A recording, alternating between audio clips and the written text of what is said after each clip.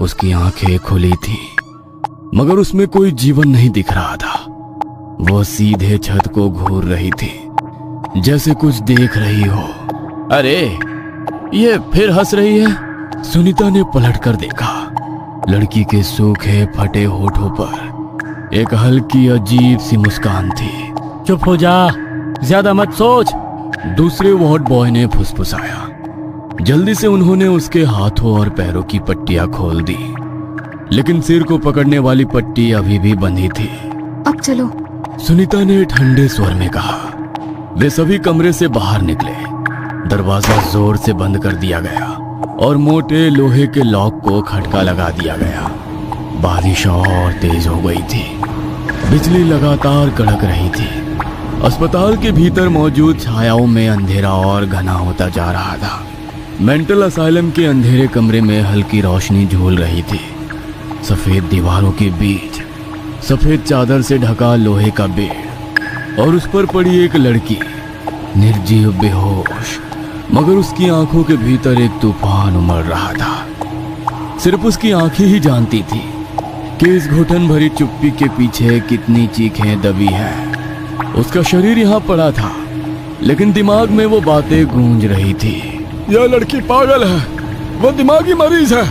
ऐसे पेशेंट समाज के लिए खतरनाक साबित हो सकते हैं। जज साहब, इसे जल्द से जल्द सरकारी खर्चे पर किसी मेंटल हॉस्पिटल में भर्ती किया जाए, ताकि किसी और की जिंदगी बर्बाद ना हो। रात का सन्नाटा पूरे मानसिक अस्पताल पर गहरा चुका था। बारिश की तेज बौछारें खिड़कियों से टकराकर डरावनी ध्वनि पैदा कर रही थी, और हर कुछ मिनटों में कड़कती बिजली की सफेद चमक गलियारों की परछाइयों को स्थिर कर रही थी। सुनीता, अस्पताल की नाइट शिफ्ट कर्मचारी, अपने रूटीन चक्कर पर थी। अंधेरे गलियारों से जलती मिटती ट्यूबलाइट की झपकती रोशनी माहौल को और भी भयावह बना रही थी। कुछ मरीज गहरी नींद में थे, तो कुछ बड़बड़ाते हुए अपने बिस्तरों पर बैठे झोल रहे थे। दूर किसी कोने में एक बूढ़ी महिला धीमी आवाज में कुछ मंत्र बुदबुदा रही थी, जैसे किसी अदृश्य शक्ति से संवाद कर रही हो। सुनीता के कदम धीरे धीरे वार्ड के अंतिम छोर पर स्थित कमरा नंबर 313 के करीब पहुंचे। उसके भीतर अजीब सी घबराहट थी, मगर उसने खुद को संयंत्र रखा। दरवाजे के ऊपर बने छोटे होल से भीतर झांकते ही उसका कलेजा कांप गया। बेड पर वही लड़की पड़ी थी जिसका कुछ घंटों पहले ही शॉक ट्रीटमेंट हुआ था, लेकिन उसकी आंखें अभी भी खुली थी, सीधे छत की ओर टकटकी लगाए। कोई पलक झपकना नहीं, कोई हलचल नहीं, कोई सांस नहीं।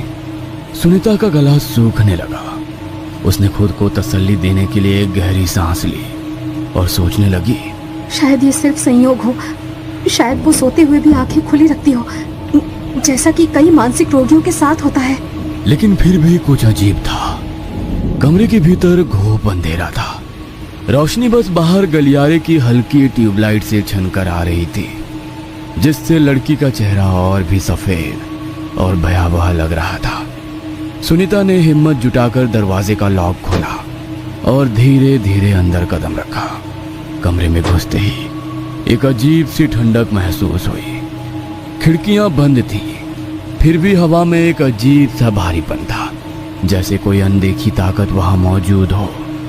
लड़की अब भी वैसे ही थी, बिल्कुल जड़, बिल्कुल निर्जीव। सुनीता ने धीरे धीरे कदम बढ़ाए और बेड के करीब जाकर उसके चेहरे को ध्यान से देखा। उसकी पुतलियां जमी हुई थी। उसकी त्वचा सफेद और नीलापन किए हुए थे, जैसे सारा खून खींचकर कहीं और चला गया हो। सुनीता की धड़कन तेज हो गई। उसने हल्के कांपते हाथों से लड़की के कंधे को हिलाया। कोई हलचल नहीं। उसने और जोर से हिलाया, फिर भी कोई प्रतिक्रिया नहीं। अब उसका गला पूरी तरह सूख चुका था। उसने अपनी 2 उंगलियां लड़की की नाक के पास रखी। कोई सांस नहीं। अब वो कांपने लगी थी। उसने जल्दी से लड़की की कलाई थामी। उसकी नब्ज टटोलने लगी। कुछ नहीं, कोई स्पंदन नहीं, कोई हलचल नहीं। वो मर चुकी थी। सुनीता ने घबराकर हाथ पीछे खींच लिया। उसकी हथेली ठंडी हो गई थी, जैसे लड़की के मृत शरीर की ठंडक ने उसकी त्वचा को भी छू लिया हो। उसने कांपते हाथों से मोबाइल निकाला और डॉक्टर शर्मा का नंबर डायल किया। घंटी बजी। हेलो। डॉक्टर शर्मा की भारी नींद से भरी आवाज सुनाई दी। डॉक्टर, सुनीता की आवाज थरथरा रही थी। वो पेशेंट जिसका आज शॉक ट्रीटमेंट हुआ था, वो क्या हुआ? वो मर चुकी है। लाइन के दूसरी तरफ कुछ सेकंड के लिए सन्नाटा छा गया। फिर क्या बकवास कर रही हो? वो अभी कुछ घंटे पहले ही तो ठीक थी। नहीं सर, उसकी सांसें बंद हो चुकी हैं, शरीर ठंडा पड़ चुका है। ठीक है, मैं आ रहा हूँ, कहते हुए डॉक्टर ने फोन रख दिया। सुनीता ने फोन कट करके पीछे मुड़कर बेड की ओर देखा। लड़की अब भी उसी अवस्था में थी, लेकिन अब कुछ बदल चुका था। उसकी आंखें अब छत की बजाय सीधे सुनीता की ओर देख रही थी। और ये देख, फोन सुनीता के हाथ से नीचे गिर पड़ा। रात के 1:30 बज चुके थे। आसमान से बरसती मूसलाधार बारिश, टीन की छतों पर पड़ती बूंदों की बेमियादे थप-थप और रह रह कर गूंजती कड़कती बिजली, पूरा शहर गहरी नींद में डूबा था। लेकिन इस रात की निस्तब्धता के बीच एक अनदेखा भय छिपा था। डॉक्टर शर्मा की कार की हेडलाइट्स बारिश की धार को चीर रही थी।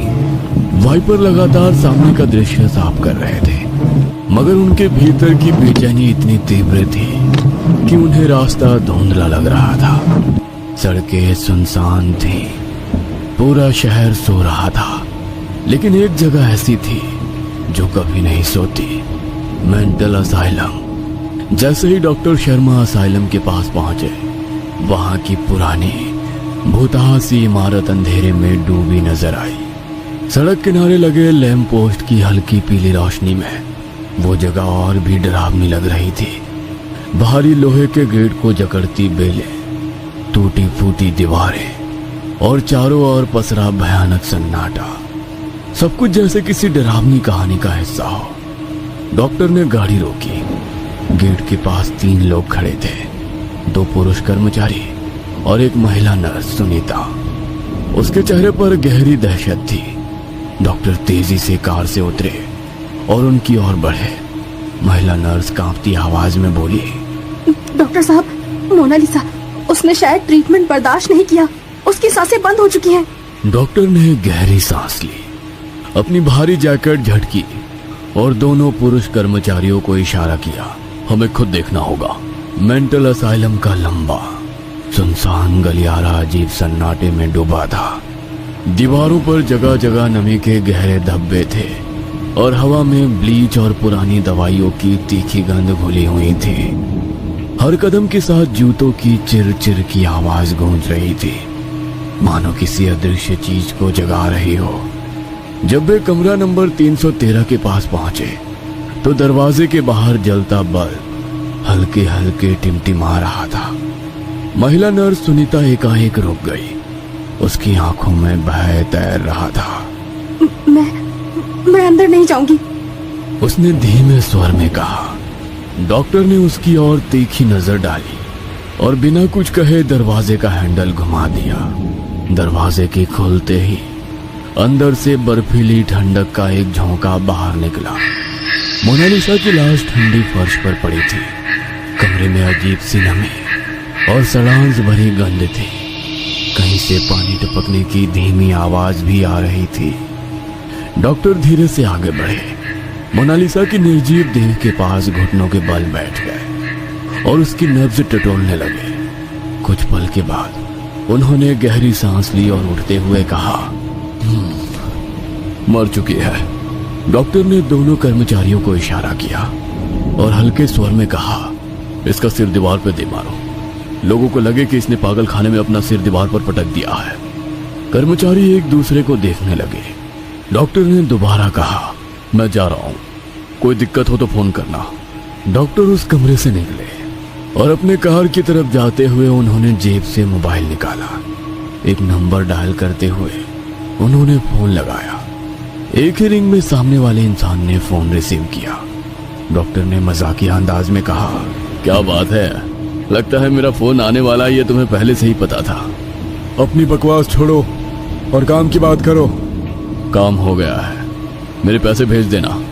और डॉक्टर की कार उस घनघोर बारिश में सड़क पर दौड़ने लगी। दोनों पुरुष कर्मचारियों ने एक दूसरे की ओर कुटिल मुस्कान से देखा और मोनालिसा पर नजर डाली। आज तो मजा आएगा। और बाहर खड़ी सुनीता से कहा, चलो तुम जाओ, हम बाकी का काम संभाल लेंगे। सुनीता भी रुकना नहीं चाहती थी। बगैर पीछे मुड़े वो अपने कमरे की तरफ चलने लगी। बाहर तेज बारिश और बिजली की चमक दिल में खौफ पैदा कर रही थी। सन्नाटे में डूबे उस मेंटल असाइलम में किसी मरीज के चीखने की आवाज से वो एकदम से डर जाती। तेजी से कदम बढ़ाते हुए वो अपने कमरे में दाखिल हुई और दरवाजा बंद कर लिया। गहरी सांस ली। आज पहली बार उसे डर लग रहा था। वो अपने बेड पर बैठ गई और टेबल पर रखी पानी की बोतल उठाई। तभी पता चला कि कमरे की चाबियां तो वो अपने साथ ले आई है। 2 घूंट पानी पीकर वो दोबारा अपने बेड से उठी और दरवाजा खोलकर बाहर देखा। बाहर जानलेवा सन्नाटा फैला था, पर वो चाबियां लेकर वार्ड से चलते हुए मोनालिसा के कमरे की तरफ जाने लगी, जहां वे दोनों पुरुष कर्मचारी थे। कमरे के पास पहुंचकर जैसे उसने भीतर झांक कर देखा, वो सन्न रह गई। क्या कर रहे हो तुम लोग? एक कर्मचारी मोनालिसा के मृत शरीर के साथ गंदी हरकत कर रहा था। सुनीता कुछ कहने ही वाली थी कि तभी किसी चीज ने उसके सिर पर जोर से वार किया। वो वहीं बेहोश होकर गिर पड़ी। उसके पीछे दूसरा कर्मचारी खड़ा था। अरे इसे क्यों मारा? समझाकर चुप कर देना चाहिए था। तुम्हें लगता है ये समझाकर चुप हो जाती? पर होश में आते ही वो सारी बातें डॉक्टर को बता देगी। इसका भी सर दीवार पे दे मारते हैं। सुबह बता देंगे कि मोनालिसा ने पागल के दौर में सुनीता का सर फोड़ दिया और खुद भी अपना सर पटक पटक कर मर गई। हाँ, ये ठीक रहेगा। चलो इसे साइड में रख दो। एक कर्मचारी दूसरे से बोला, आज तो मजा आ जाएगा। दूसरा कर्मचारी सिर हिलाते हुए बोला, तू शराब की बोतल लेकर आ, मैं गाड़ी से कुछ सामान लाता हूँ। दोनों पुरुष कर्मचारी कमरे से बाहर निकले और कमरा बंद कर दिया। मोनालिसा की लाश अब भी वैसे ही पड़ी थी, मगर उसकी एक उंगली धीरे धीरे हिल रही थी। कमरे के बाहर बारिश और तेज हो चुकी थी। बिजली की गड़गड़ाहट से हर बार अंधेरा और भी डरावना लगने लगता। तेज बारिश की बूंदें लोहे के शेड पर गिर रही थी। हर बूंद जैसे घड़ी की सुइयों की तरह किसी अनहोनी का इशारा कर रही थी। ठंडी हवा में घुली शीतल और फंफूदी की गंध पूरे मेंटल असाइलम को और भी डरावना बना रही थी। पहला कर्मचारी पार्किंग लॉट की तरफ बढ़ रहा था। हर कदम के साथ उसके जूतों की आवाज भीगती जमीन पर हल्की हल्की गूंज रही थी, पर बीच बीच में उसे ऐसा लग रहा था जैसे उसकी आवाज में एक और आवाज मिल रही हो, किसी और के कदमों की आहट। उसने झटके से सिर घुमाया, कोई नहीं था। उसने लंबी सांस खींची और आगे बढ़ने लगा, लेकिन छप छप वही आहट। अब की बार वो रुका नहीं, बल्कि अचानक से मुड़कर पीछे देखा। खाली गलियारा, सिर्फ दीवारों पर पानी की बूंदें टपक रही थी और दूर जलता हुआ बल्ब मंद मंद झपक रहा था। शायद मेरा भ्रम है, उसने खुद को समझाया और तेजी से कदम बढ़ाने लगा। पर जैसे ही वो एक कोने के पास पहुंचा, उसके दाएं कान में किसी के धीरे से फुसफुसाने की आवाज आई, रुक जा। उसका खून जम गया। उसने घबराकर इधर उधर देखा, पर वहां कोई नहीं था। तेजी से सांस लेते हुए वो पार्किंग में पहुंचा और अपनी गाड़ी की डिक्की खोली। जैसे ही उसने अंदर से कम का पैकेट निकाला और जेब में डाला, कोई सरसराने की आवाज आई। उसने नजर उठाई, सामने दीवार के कोने में एक परछाई खड़ी थी। उसका काला ढांचा एक इंसान की तरह दिख रहा था, मगर उसकी आंखें सुर्ख लाल थी जैसे सुलगता हुआ अंगारा। उसका शरीर जम गया, उसका गला सूखने लगा। वह आकृति हिली नहीं, वो बस वहीं खड़ी थी, उसे देखती हुई। कौन है वहां? आखिर हिम्मत जुटाकर वो धीरे धीरे उस आकृति की ओर बढ़ा, पर जैसे ही वो वहां पहुंचा, वहां कुछ नहीं था, बस भीगी दीवार और नीचे गिरती पानी की बूंदें। हवा ठंडी हो गई थी, इतनी ठंडी कि उसके हाथ पैर सुन्न होने लगे। उसने घबराकर खुद को झटका दिया और तेजी से अस्पताल की ओर भागा। दूसरा कर्मचारी असाइलम के स्टोर रूम में घुस चुका था। अंदर आते ही उसने दरवाजा बंद कर लिया, लेकिन उसका दिल तेजी से धड़कने लगा। उसे साफ साफ एहसास हुआ कि कोई दरवाजे के बाहर खड़ा उसे ही देख रहा है। किसी के कदमों की आहट महसूस हो रही थी। वह घबरा कर पलटा और दरवाजा खोलकर धीरे से बाहर झांक कर देखने लगा, पर खामोशी से घिरे उस सुनसान गलियारे में कोई नहीं था। बस टिमटिमाता हुआ बल्ब जो झपक झपक कर बंद होने की कगार पर था। ये क्या हो रहा है मुझे? वो बुदबुदाया। उसने अपना डर झटकते हुए स्टोर रूम में एक अलमारी के अंदर रखी अपनी शराब की बोतल खोजने शुरू की, लेकिन बोतल वहां नहीं थी। ये क्या हो रहा है? मैंने तो यहीं रखी थी। वो तेजी से इधर उधर देखने लगा। तभी पीछे से एक कांच की बोतल नीचे गिरकर टुकड़ों में बिखर गई। उसका दिल जोर से उछला। डर के मारे उसने तेजी से पलटकर देखा, पर वहां कुछ नहीं था, लेकिन उसकी टूटी हुई बोतल के टुकड़े जमीन पर बिखरे थे। और तभी किसी के कदमों की आहट उसके कानों पर पड़ी। शायद स्टोर रूम के भीतर उसके अलावा कोई और मौजूद था। अरे अजय, वहां तू है क्या? पर कोई जवाब नहीं आया। लोहे के बड़े बड़े रेक के बीच से चलते हुए वो देखने लगा, पर उसे कोई नजर नहीं आ रहा था। तभी उसकी नजर कुछ दूर दरवाजे के पीछे रखी लकड़ी की अलमारी के शीशे पर गई। थोड़ा अंधेरा होने की वजह से साफ नजर नहीं आ रहा था, पर किसी की परछाई उसे शीशे में दिखाई दे रही थी। वो साया उसी को देख रहा था। अजय, वहां क्या कर रहा है? चलते हुए वो उस अलमारी के पास पहुंचा तो कोई नहीं था। वो सोच में पड़ गया। शीशे में वो परछाई किसकी थी? पर अलमारी के उस खुले दरवाजे के भीतर एक बड़ी शराब की बोतल दिखाई दी। ये किसकी बोतल है? किसकी भी हो, अपने को क्या? उसने शराब की बोतल उठाई और अपनी जेब में जबरन घुसेड़ने लगा। पहला कर्मचारी तेज कदमों से मोनालिसा के कमरे की तरफ चलने लगा। उसके दिमाग में शैतानी ख्यालों ने घर कर लिया था, पर यह पहली बार नहीं था। इससे पहले भी वो ऐसे ही कई महिलाओं को और लड़कियों को अपनी हवस का शिकार बना चुके थे। जिंदा तो जिंदा, पर महिलाओं की लाशों के साथ भी वो लोग घिनौनी कृत्य करने में जरा भी नहीं हिचकिचाते थे। मोनालिसा के कमरे के पास पहुंचा और दरवाजे पर लगा लॉक निकाला। कमरे के भीतर दाखिल हुआ तो वो महिला जमीन पर लहूलुहान हालत में पड़ी थी। उसने बेड पर नजर डाली तो उसके पैरों के नीचे से जमीन खिसक गई। वो सन्न रह गया क्योंकि मोनालिसा की लाश वहां पर नहीं थी। वो सोच में पड़ गया क्योंकि महिला कर्मचारी सुनीता अभी भी जमीन पर बेहोश पड़ी थी, किंतु मोनालिसा, उसकी लाश कहाँ गई?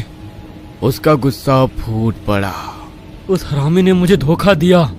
क्या हुआ है वो समझ चुका था।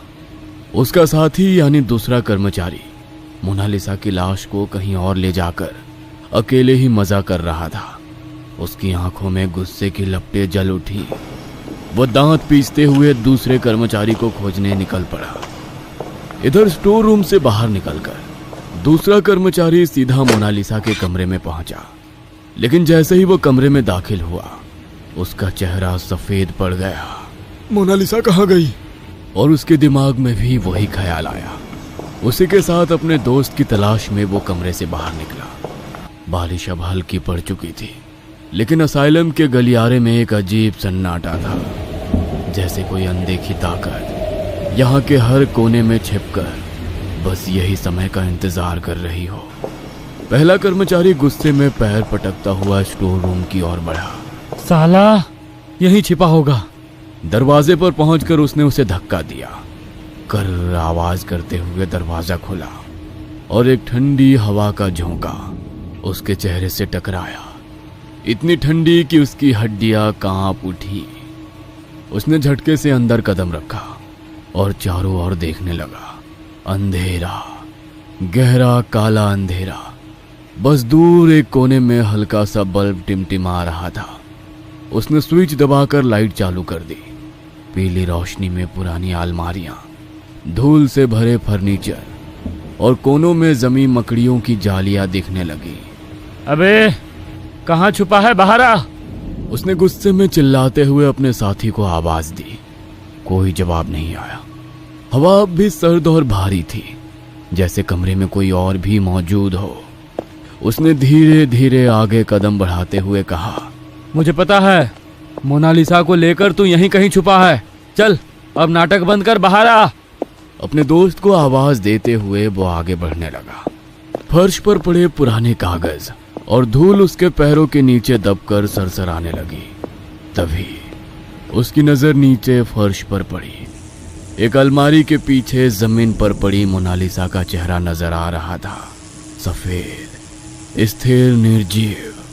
उसके मन में एक ही ख्याल आया, ये कमीना लाश को यहाँ घसीट कर ले आया और अब इसके साथ मजे कर रहा है। गुस्से से उसकी आंखें लाल हो गई। उसने तेजी से कदम बढ़ाए, लेकिन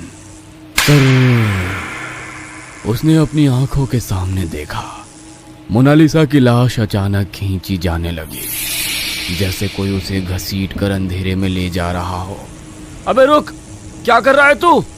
उसने गुस्से में दहाड़ा और अलमारी को लांघ कर वहां तक पहुंचा, पर कुछ नहीं था। मोनालिसा की लाश गायब हो चुकी थी। उसका दिल जोर से धड़कने लगा। तभी दूर एक अलमारी के पीछे फर्श पर फिर वही चेहरा दिखाई दिया, मोनालिसा का निर्जीव चेहरा। अबे कमीने, तू क्या कर रहा है? उसने दांत पीसते हुए अपने साथी को चेतावनी दी, पर इस बार लाश और तेजी से घसीट ली गई। उसके कदम ठिठक गए। गुस्से में वो दौड़ता हुआ अलमारी के पीछे पहुंचा, पर वहां कुछ भी नहीं था, सिर्फ धूल। अब उसे सचमुच गुस्सा आने लगा। तभी उसके ठीक पीछे एक अलमारी का दरवाजा धीरे धीरे खुलने लगा। लकड़ी के रगड़ खाने की तीखी आवाज पूरे कमरे में गूंज उठी।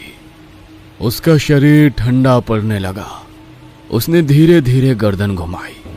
अंधेरे में डूबी उस अलमारी का दरवाजा पूरी तरह खुल चुका था। अंदर कुछ था, वहां कोई या कुछ जो उसे देख रहा था। उसकी सांसें तेज हो गई। उसने गला साफ किया और गुस्से से चिल्लाया, बस बहुत हो गया। अगर तू नहीं रुका तो मैं तुझे जान से मार दूंगा। मोनालिसा को मेरे हवाले कर दे। कमरा बिल्कुल शांत था, बस हल्की हल्की हवा की सरमराहट थी। पर अचानक उसे अपने पीछे किसी की मौजूदगी महसूस हुई। ठंडी सांसों की छुअन उसकी गर्दन से होकर गुजरी। उसका शरीर झंझना उठा। उसने झट से पीछे मुड़कर देखा और तभी उसके मुंह से दर्द से भरी चीखें निकलने लगी, इतनी जोर से कि पूरा स्टोर रूम उसकी गूंज से कांप उठा। और उसी के साथ पूरे मेंटल असाइलम में मरीज जोर जोर से चीखने लगे। अपने दोस्त की वो चिल्लाने की आवाज सुनकर ऑफिस के कमरे में शराब की बोतल रखने आया दूसरा कर्मचारी बुरी तरह घबरा गया था। उसके कानों में ना सिर्फ अपनी साथी की दिल दहला देने वाली चीखें गूंज रही थी, बल्कि पूरे मेंटल असाइलम के मरीज चिल्ला रहे थे। चारों तरफ से आती वह भयानक आवाजें उसके दिमाग में हथौड़े की तरह चोट कर रही थी। उसका बदन पसीने से भीग चुका था, पर किसी अनहोनी की आशंका से भरे दिल के साथ वो दौड़ता हुआ स्टोर रूम की ओर बढ़ा। उसका साथी अंदर फंसा हुआ था और उसकी चीखें धीरे धीरे धीमी पड़ रही थी। गिरते पड़ते स्टोर रूम के सामने पहुंचा। दरवाजा अंदर से बंद था। उसने झट से हैंडल घुमाने की कोशिश की, पर दरवाजा हिला तक नहीं। घबराहट में उसने पूरी ताकत से दरवाजे पर लात मारी, लेकिन वो टस से मस नहीं हुआ। इस बीच मरीजों की दिमाग हिला देने वाली आवाजें और तेज हो गई। उन आवाजों ने जैसे उसका दिमाग उतरना शुरू कर दिया था। अब वो खुद भी चिल्लाते हुए अपने दोनों कानों को कसकर पकड़कर जमीन पर बैठ गया। उसकी सांसें तेज हो गई थी, दिल की धड़कन जैसे कानों में गूंज रही थी। अचानक वो सब आवाजें शांत हो गई। ना मरीजों के चिल्लाने की आवाज आ रही थी, ना उसके दोस्त की आवाज आ रही थी। चारों ओर एक जानलेवा सन्नाटा छा गया था। वह घबराते हुए उठा और स्टोर रूम के दरवाजे की ओर देखा। अब वो आधा खुला हुआ था। ये कैसे हो सकता है? उसका दिमाग जैसे सुन्न पड़ गया। खुले दरवाजे से धीरे से भीतर दाखिल हुआ। कमरे के भीतर लाइट नहीं थी। उसने अपना मोबाइल निकाला और टॉर्च शुरू की। रमेश, कहाँ है तू? अपने दोस्त को आवाज लगाते हुए वो एक एक कदम आगे बढ़ाने लगा। पूरा स्टोर रूम देख लिया।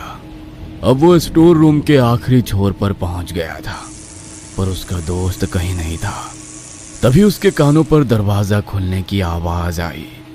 उसने पीछे मुड़कर देखा तो स्टोर रूम के उस दरवाजे से उसका दोस्त बाहर जाता दिखाई दिया। अरे रमेश, रुक जा, कहाँ जा रहा है? अपने दोस्त को आवाज लगाते हुए वो स्टोर रूम के उस दरवाजे की तरफ दौड़ने लगा। स्टोर रूम काफी बड़ा था। दौड़ते हुए वो दरवाजे तक पहुंचा और बाहर गया तो उसका दोस्त मेंटल असाइलम के आखिरी छोर पर जाता दिखा और अंधेरे में गुम हो गया। वो रास्ता तहखाने की तरफ जाता था। उसने दोबारा दौड़ लगाई और तेजी से सीढ़ियां उतरकर नीचे आया, पर तभी कुछ कदमों पर स्थित दाईं तरफ के कमरे का वो दरवाजा एकदम से बंद होने की आवाज आई। वह उस कमरे के पास पहुंचा और दरवाजा पीटते हुए बोला, रमेश, मुझे पता है तू अंदर है। जल्दी से मोनालिसा को लेकर बाहर आ, वरना मैं डॉक्टर को फोन कर दूंगा। तभी दरवाजा खुलने की आवाज आई। उसका दिल जोर जोर से धड़क रहा था। पोस्टमार्टम रूम का दरवाजा उसके सामने था, पुराना, जंग खाया हुआ और डरावनी चुप्पी से भरा। उसने धीरे से हाथ बढ़ाया और कांपते हुए दरवाजे को धक्का दिया। दरवाजा एक अजीब सी चरमराहट के साथ खुला, मानो किसी ने अंदर से उसे जबरदस्ती रोक रखा था। अंदर घना अंधेरा पसरा था। उसने जैसे ही मोबाइल की टॉर्च जलाने के लिए बटन दबाया, टॉर्च एक पल के लिए चमकी और फिर झपक कर बंद हो गई। कमरे में अंधेरा और भी घना हो गया। उसने घबराते हुए मोबाइल को जोर जोर से हिलाया। टॉर्च फिर से जली। हल्की हल्की रोशनी में उसने चारों ओर नजरें दौड़ाई। पोस्टमार्टम रूम की दीवारों पर पुराने खून के धब्बे सूखकर काले पड़ चुके थे। टाइल्स जगह जगह से टूटी हुई थी। लोहे के कहीं जंग लगे औजार एक टेबल पर अस्त व्यस्त पड़े थे, जैसे किसी ने इनका इस्तेमाल कर किसी को चीरा हो और फिर जल्दी में छोड़ दिया हो। टॉर्च की हल्की रोशनी में कोने कोने पर जमी गहरी धूल और मकड़ी के जाले भी साफ साफ नजर आ रहे थे। फिर अचानक बिजली की एक झलक कमरे में चमकी और तुरंत बंद हो गई। उसका शरीर सुन्न हो गया था। कुछ देर तक वो हिम्मत जुटाकर खड़ा रहा, लेकिन तभी उसे लगा जैसे कोई उसके ठीक पीछे खड़ा हो। किसी की ठंडी सांसें उसकी गर्दन के पास महसूस हो रही थी। उसका गला सूख गया। उसने घबराकर धीरे धीरे सिर घुमाया, लेकिन पीछे सिर्फ अंधेरा था। फिर कमरे की बत्तियां अचानक एक पल के लिए फिर से जल उठी और उसने जो देखा उससे उसकी रूह कांप गई। सामने पोस्टमार्टम टेबल पर एक सफेद कपड़े में लिपटी हुई लाश रखी थी। यह क्या है? उसका बदन बुरी तरह कांपने लगा। लाश पूरी तरह से सफेद चादर में लिपटी थी, लेकिन उसके पैरों की दिशा कुछ अजीब थी, जैसे शरीर को जबरदस्ती मोड़ा गया हो। उसने हिम्मत जुटाकर कमरे में आगे कदम बढ़ाया। हर कदम के साथ उसकी धड़कन और तेज होती गई। फिर बत्तियां फिर से बुझ गईं। कमरा दोबारा अंधेरे में डूब गया। अचानक उसे अपने पीछे किसी के भारी भरकम कदमों की आहट सुनाई दी। कौन है? उसने कांपती आवाज में पूछा, लेकिन कोई जवाब नहीं आया। फिर अचानक बत्तियां फिर से जल उठी और इस बार उसने जो देखा उसने उसकी आत्मा को जैसे शरीर से बाहर निकाल दिया। पोस्टमार्टम टेबल पर पड़ी लाश का सफेद कपड़ा खिसक चुका था। टेबल पर मोनालिसा की लाश सफेद कपड़े में लिपट कर रखी हुई थी। इतनी देर से उसके दिल में बसा डर थोड़ा कम हो गया। मोनालिसा के खूबसूरत जिस्म को देखकर वो बोला, साले, इतना नाटक करने की क्या जरूरत थी? अगर सीधे सीधे बोल देता कि पुराने पोस्टमार्टम रूम में आ जाना तो मैं आ जाता। चल अब तू भी बाहर आ, बहुत काम करना है। इतना कहकर वो अपने दोस्त को इधर उधर ढूंढते हुए आवाज लगाने लगा। तभी उसे अपने पीछे कुछ हलचल होती सुनाई दी। उसने पीछे मुड़कर देखा तो पोस्टमार्टम टेबल पर पड़ी उस लाश का चेहरा दोबारा किसी ने ढक दिया था। रमेश, नाटक करना बंद कर, बाहर आ। और क्या इसका मुंह ढक रहा है? कहते हुए उसने झट से लाश के ऊपर से झट से वो सफेद कपड़ा पूरी तरह से हटा दिया और सामने का नजारा देख जैसे उसके दिल ने एक पल के लिए धड़कना ही बंद कर दिया। पोस्टमार्टम टेबल पर मोनालिसा की नहीं बल्कि उसी के दोस्त की लाश पड़ी थी। वो भी उसके पेट के ऊपर का ही हिस्सा था। आधी लाश गायब थी। कांपते हाथों से उसने टॉर्च की रोशनी फर्श पर डाली। पूरी जमीन खून से लाल हो गई थी। उसके हाथ पैर सुन्न हो गए। और तभी टेबल पर पड़ी लाश के मुंह से एक दर्द भरी कराह निकली, जिसे सुनकर वो डर के मारे एकदम से पीछे की तरफ हट गया। पर खून पर पैर फिसलने की वजह से वो जमीन पर गिर पड़ा और उसी के साथ मोबाइल बंद हो गया। फर्श पर फैले गीले चिपचिपे खून से उसका शरीर भीग चुका था। उस बेहद डरावने और घिनौने एहसास ने उसे भीतर से झकझोर कर रख दिया था। अंधेरे में उसे सिर्फ अपने इर्द गिर्द किसी की खौफनाक मौजूदगी महसूस हो रही थी। घबराकर उसके हाथ जमीन पर गिरे मोबाइल को तलाश रहे थे, पर हाथ लग रहा था तो खून और सिर्फ खून। उसने पीछे मुड़कर देखा तो दरवाजा आधा खुला था। वो झट से उठा और दरवाजे की तरफ दौड़ने लगा, पर लग रहा था जैसे कोई उसी के तेजी के साथ उस पर झपटने के लिए दौड़ रहा है। पर वो पूरी जान लगाकर दरवाजे की तरफ दौड़ने लगा। सांस फूलने लगी, दिल जोर से धड़कने लगा, गला सूख चुका था, आंखों में मौत का साया नजर आने लगा। अब उसे अपना अंत नजर आ चुका था। वो डरावना साया उस पर झपट ही पड़ा था। पर तभी वो दरवाजे से बाहर निकल गया। उसके साथ ही दरवाजा बंद हो गया। पर बगैर पीछे मुड़े वो दौड़ता रहा। गिरते पड़ते वो तहखाने से बाहर निकला और ऑफिस रूम की तरफ भागने लगा। दौड़ते हांफते ऑफिस रूम के भीतर पहुंचा और लैंडलाइन कनेक्शन से डॉक्टर को फोन लगाया। डॉक्टर साहब, जल्द से जल्द अस्पताल आइए। क्या हुआ? तुम इतना हाफ क्यों रहे हो? डॉक्टर साहब, यहाँ कुछ भयानक हो रहा है, आप जल्दी आइए। क्या बकवास कर रहे हो? तुम होश में तो हो या पी रखी है? डॉक्टर साहब, माँ कसम, मैंने शराब नहीं पी। आप जल्दी से यहाँ आइए।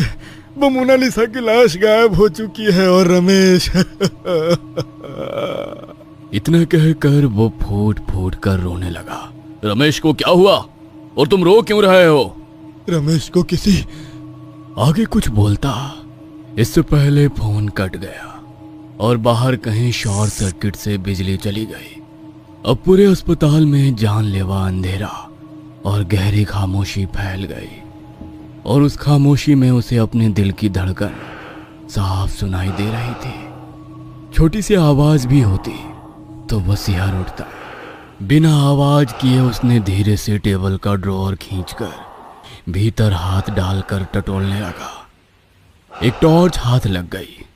बटन दबाकर टॉर्च शुरू की और उस टॉर्च की रोशनी में अपने आजू बाजू देखने लगा, पर गहरी खामोशी के अलावा कुछ नहीं था। तभी उसे अपने कमरे के बाहर किसी के चलने की आवाज सुनाई दी, पर बाहर जाकर देखने की उसमें बिल्कुल भी हिम्मत नहीं थी। वो चुपचाप उस कमरे के एक कोने में दुबक कर बैठा डॉक्टर साहब का इंतजार करने लगा। रह रहकर उसका शरीर सिहर उठता। तभी झट से दरवाजा खोलकर उसका दोस्त रमेश भीतर दाखिल हुआ और उस पर गुस्से से चिल्लाते हुए बोला, क्या बे साले, मोनालिसा कहाँ है? अकेले अकेले मजा लूटना चाहता है। तेरी सारी हरकत मैं डॉक्टर साहब को बता दूंगा, नौकरी चली जाएगी, देख ले। रमेश को सामने देख वो खुशी के मारे पागल हो गया। रमेश तो जिंदा है। जिंदा हूं का क्या मतलब? मुझे क्या हुआ है? मैंने अभी अभी तुझे पोस्टमार्टम रूम के टेबल पर सफेद कपड़े में देखा था। मतलब तूने शराब भी अकेले पी ली? नहीं, मैंने शराब नहीं पी। ये देख, बोतल अभी भी मेरे पास है। और टेबल के नीचे रखी उस बोतल को उठाकर रमेश को दिखाई। अबे वो शराब के नहीं, पानी की बोतल है, उसमें पानी है। शायद तेरा दिमाग खराब हो गया है। बोतल का पानी अपने सर पर डाल और ठंडा हो जा, और बता मोनालिसा कहाँ है। और उसे काफी गुस्सा आया। उसने सचमुच वो बोतल अपने सर पर डालकर खाली करके बोला, मुझे सच में नहीं पता मोनालिसा कहाँ है। अरे मैं खुद उसे ढूंढ रहा हूँ, और खून से सने मेरे हाथ देख। इतना कहकर उसने अपने खून से सने हाथों को सामने करके रमेश को दिखाया। पर उस कमरे में उसका दोस्त नहीं था। वो अकेला उसके कमरे में खड़ा था, और अजीब सी स्मेल उसे अपने कपड़ों से आ रही थी। उसने जमीन पर पड़ी उस बोतल को देखा तो वो अति ज्वलनशील द्रव्य था। कुछ देर पहले वो शराब की बोतल समझकर वो बोतल उठा ले आया था, और अब उसने अपने ऊपर उस ज्वलनशील द्रव्य को डाल दिया था। तभी उसे अपने पीछे किसी की आहट महसूस हुई। मोनालिसा की गूंजती हंसी उसके कानों में किसी तपते लावा की तरह घूलने लगी। मुझे माफ कर दो, मैं दोबारा किसी के साथ ऐसी हरकत नहीं करूंगा। वो रोता बिलखता हाथ जोड़कर अपनी जान की भीख मांगने लगा। तभी उसे एक कार का हॉर्न सुनाई दिया। उसकी आंखें चमक उठी, दिल में खुशी की लहर दौड़ गई, क्योंकि यह हॉर्न डॉक्टर साहब की कार का था। मतलब वे आ चुके थे। वो उस कमरे से बाहर निकलने की कोशिश करने लगा, और मोनालिसा धीरे धीरे उसके करीब आती हुई महसूस हुई। तभी मोनालिसा की हल्की आवाज उसकी कानों में गूंजने लगी। क्या हुआ? डर लग रहा है? और एक खौफनाक हंसी चारों तरफ गूंजने लगी। वह डरावनी हंसी सुनकर तेज कदमों से दरवाजे की तरफ भागा और दरवाजा खोलकर बाहर दौड़ पड़ा। पर बाहर हाथ में सिगरेट जलाकर चलते डॉक्टर साहब के साथ आए एक और आदमी से टकरा गया, और टॉर्च गिरकर बरामदे में गोल गोल घूमने लगी।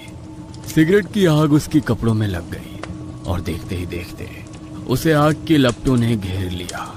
पलक झपकते घटी उस घटना से वो दंग रह गए।